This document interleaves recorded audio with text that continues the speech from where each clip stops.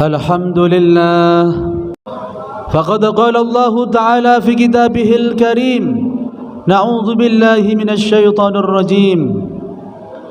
إن عدة الشهور عند الله 12 شهرا في كتاب الله يوم خلق السماوات والأرض منها 4 حرم ذلك الدين القيم. وقال النبي صلى الله عليه وسلم: من مسح رأي اليتيم ولم يمسح إلا لله كان له في كل شعرة مرت عليها يده حسنات. صدق الله العظيم وصدق رسوله الكريم ونحن على ذلك من الشاهدين والشاكرين والحمد لله رب العالمين. Jamaah sidang salat Jumat yang dimuliakan Allah Subhanahu wa taala. Kesempatan yang mulia ini sebagaimana diamanahkan oleh pemerintah Kota Batam, kesempatan pada tanggal 23 Juli 2023 ini, seorang khatib menyampaikan judul khutbah, yakni keutamaan dan amaliyah di bulan Muharram. Jamaah sidang salat Jumat yang dimuliakan Allah Subhanahu wa taala, seluruh umat kaum muslimin di dunia ini hampir semuanya merasakan gegap gempita dengan datangnya tahun baru Hijriah 1445, di mana disambut dengan meriahnya. Bahkan seorang penulis menuliskan bahwa tahun ini harus kita sama-sama pindahkan, artinya kita hijrahkan dari ketergantungan menjadi kemandirian. Kita pindahkan dari kebodohan menuju intelektual. Kita pindahkan semangat hijrah ini dari kemalasan menjadi rajin bekerja. Begitulah sorak tulisan dari kaum muslimin dan muslimat seluruh dunia untuk menyemangati bahwa tahun ini haruslah lebih baik daripada tahun kemarin. Namun jamaah yang dimuliakan Allah Subhanahu wa taala, spirit kegembiraan maupun hijrahnya tahun baru itu bukanlah seperti mudahnya membalikkan telapak tangan, melainkan semengit perjuangan hijrahnya kebaikan dari kebodohan itu haruslah diiringi dengan amaliyah-amaliyah. Karena bulan ini memang syarat dengan kemuliaan. Bahkan dituliskan di dalam kitab Tanbihul Ghafilin itu, kemuliaan bulan Muharram itu sungguh terasa dari zaman dulu hingga sekarang. Maka orang-orang dulu ketika mengingat terkesan dan terkenang diselamatkannya Nabi Allah Musa alaihissalam dari kejaran Fir'aun, maka orang-orang dulu berpuasa. Maka pun kita sekarang pun kita mencontoh, kalaupun orang dulu berpuasa karena diselamatkannya Nabi Allah Musa dari kejaran Fir'aun, maka kata Nabi Muhammad SAW, aku lebih utama dan lebih pantas untuk dirayakan.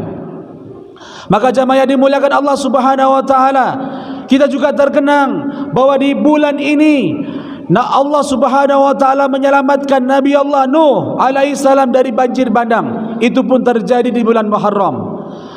Allah Subhanahu wa taala menerima taubatnya Nabi Adam. Fatalaqqa Adam min rabbih fataba alaih. Maka pun itu terjadi di bulan Muharram. Nabi Allah Ayub dibebaskan atau disembuhkan dari penyakit kulit yang menggerogotinya, itu pun terjadi di bulan Muharram. Dan yang terakhir, bahwa sejarah Nabi Allah Ibrahim diselamatkan dari panasnya bakarnya Raja Namrud, itu pun terjadi di bulan Muharram. Maka jamaah yang dimuliakan Allah Subhanahu wa taala, apa artinya kemuliaan-kemuliaan terjadi di bulan Muharram ini? haruslah menghantarkan kita menjadi orang-orang yang sungguh-sungguh ingin berubah menjadi lebih baik. Maka kata Nabi Muhammad SAW, kalau kamu ingin berubah menjadi lebih baik untuk semakin dekat dengan Allah Subhanahu wa taala, maka amaliah yang pantas adalah yaitu berpuasa. Maka kata Nabi Muhammad SAW, afdalus siyam ba'da Ramadan yaitu syahrullah syahrullah al-Muharram. Keutamaan puasa setelah puasa Ramadan yaitu syahrullah, yaitu Muharram. Wa afdalus salati ba'dal faridah, keutamaan salat setelah salat fardu yaitu salatul lail, yaitu salat malam. Maka jamaah yang dimuliakan Allah Subhanahu wa taala, keutamaan orang-orang yang hidup di zaman sekarang ini yang ingin melakukan perubahan menjadi lebih baik, yaitu dia semakin dekat dengan Allah. Kalau orang Jawa mengatakan tirakat, itu lebih dikencangkan.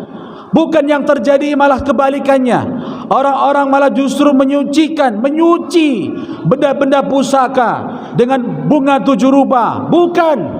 Bukan justru dia menguji ilmu kekebalannya di bulan Muharram, bukan, melainkan lebih dekat dengan Allah Subhanahu wa taala. Kita kencangkan perut kita ini dengan menahan haus dan lapar, yaitu berpuasa. As-saumu li wa ana ajzi bihi, puasa itu hanya untukku kata Allah, dan akulah yang pantas akan mengganjarkannya untuk dirinya nanti. Ada lagi keutamaan di bulan Muharram selain kita berpuasa. Seandainya kita mungkin tidak kuat berpuasa karena sibuk bekerja, maka ada amaliyah yang Nabi Muhammad SAW isyaratkan, yaitu memberikan kelapangan atau kemudahan keluarganya dalam memberi rezeki. Kata Nabi Muhammad SAW, siapa di antara kita sebagai seorang laki-laki yang memberikan kelapangan rizki kepada keluarganya, maka Allah Subhanahu wa taala akan berikan kelapangan nanti dan kemudahan nanti di hari kiamat. Jadi seorang suami di bulan Muharram ini malah justru disunnahkan untuk memberi tambah uang belanja seorang istri. Gampangan mudahnya paham seperti itu. Berikanlah kemudahan-kemudahan di setiap bulan Muharram bagi seluruh keluargamu maupun saudara-saudaramu, maka Allah akan lapangkan juga, Allah akan murahkan rezeki kita juga, sampai nanti di hari kiamat Allah akan mudahkan perjalanan kita menuju surganya. Amin ya rabbal alamin. Jamaah yang dimuliakan Allah Subhanahu wa taala, lanjut lagi, kalau kita sudah sampai di tanggal 3 Muharram ataupun tanggal 4 Muharram, nanti ada 10 Muharram yang kita kenal dengan Ashura. Jangan sampai kita lewatkan ini. Maka Shaumu Ashura yukaffirus sanatil madiyah. Orang-orang yang berpuasa di tanggal 10 bulan Ashura, maka dia akan dibebaskan, diampuni dosa-dosa setahun yang lalu. Masya Allah wa tabarakallah. Maka jangan sampai kita lewatkan jamaah untuk puasa kita sama-sama di tanggal 10 bulan Muharram. Namun apabila kita mungkin masih juga beralasan kepada Allah Subhanahu wa taala, maka banyak-banyaklah bersedekah. Itulah yang ditulis oleh para ulama. Amaliyah sunnah di bulan Muharram itu, selain banyak-banyak bersedekah, memakai celak, lalu bersilaturahim, mengunjungi para ulama, dan yang paling penting menyantuni anak yatim. Sebagaimana khatib sampaikan di awal, siapa man masaha ra'yal yatim, siapa di tanggal 10 dia mampu berpuasa, lalu dia mampu juga menyantuni anak yatim, lalu dirinya mengusap rambut anak yatim itu, kana lahu fi kulli sya'ratin marrat 'alaiha yadahu hasanat, maka setiap satu helai rambut anak yatim itu yang mengenai tangannya itu adalah kebaikan. Namun menurut para ulama tidak harus mengenai rambut anak yatim itu, yang penting kita mengusap kepala anak yatim, ya, mengusap bagian dari anak yatim itu sebagai wujud kita empati maupun simpati kepada mereka. itu pun menjadi hasanat sebagai kebaikan-kebaikan yang kita dapat miliki nanti jamaah yang dimuliakan Allah. Maka jamaah yang dimuliakan Allah Subhanahu wa taala, di hadis yang lain ada pengaduan seorang sahabat, "Ya Rasulullah, hatiku ini sangat keras. Hatiku ini mungkin susah mungkin untuk dinasihatin. Maka bagaimana caranya untuk melembutkan hatiku?" Maka kata Rasulullah sallallahu alaihi wasallam, "Sering-seringlah kamu mengusap rambut anak yatim."